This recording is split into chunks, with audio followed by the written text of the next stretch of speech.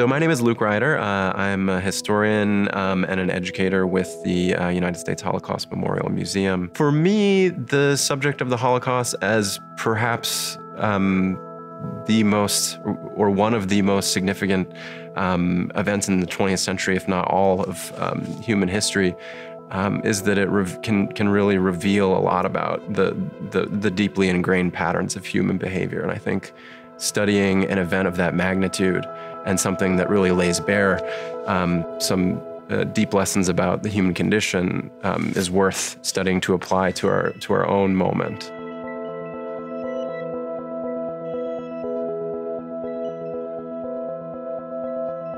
Why did Hitler become the leader of the Nazis, and what was what made him an appealing force in the German sort of political milieu of his time? So this is a vast conjunction of reasons and factors that relate to Hitler's personal attributes and his skills, as well as the political strategies that he employed, as well, and I think that this often goes unexamined when we talk about Hitler, his the sort of environment, the historical and cultural environment in which he moved. In other words, German history and his place in it, where he happened to emerge. And some might call this, his luck, or some aspect of his luck that he, sort of was mapped onto this very tumultuous period in German history.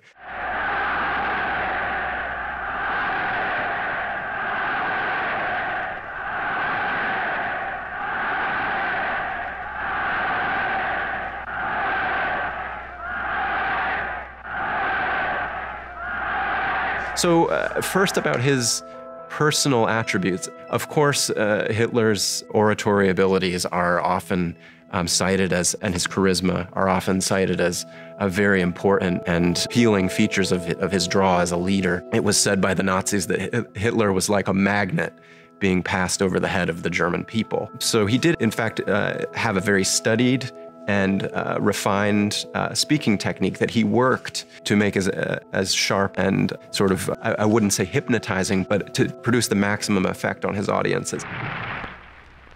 Vor uns liegt Deutschland, in uns marschiert Deutschland und hinter uns kommt Deutschland.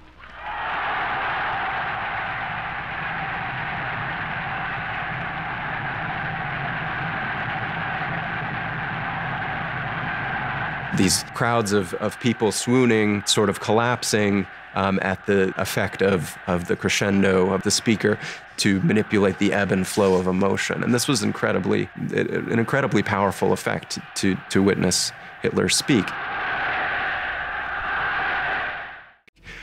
He also was a pretty talented political strategist. He was ruthless. He did not have compunction about lying. He was regarded later in his career as a chameleon-like figure. He could act very well in the right situation.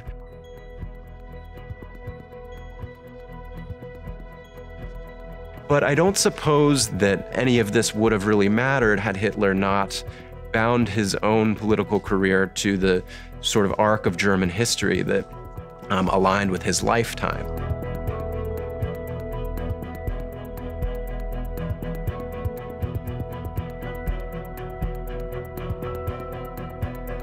Like most Germans, Hitler was shocked and dismayed by the defeat of Imperial Germany in the First World War. And it was Hitler's entire post-war career that was defined by his effort to redeem, through the myth that he and the party propagated, to redeem this, this unfair and unjust defeat of Germany. In Hitler's estimation and those around him, the reason for that defeat was betrayal by saboteurs. This was called the stab in the back theory, and it was something that was central to Hitler's political biography and to Nazi propaganda following the war, that saboteurs behind the fronts in the government, in the German government and abroad, who just when Germany was about to seize victory in 1918 had caused the collapse of the army and of the German economy, and left millions and millions of Germans to suffer in the wake of a catastrophic war. And that this stab in the back was the work of global capitalist elites led by Jews primarily, but also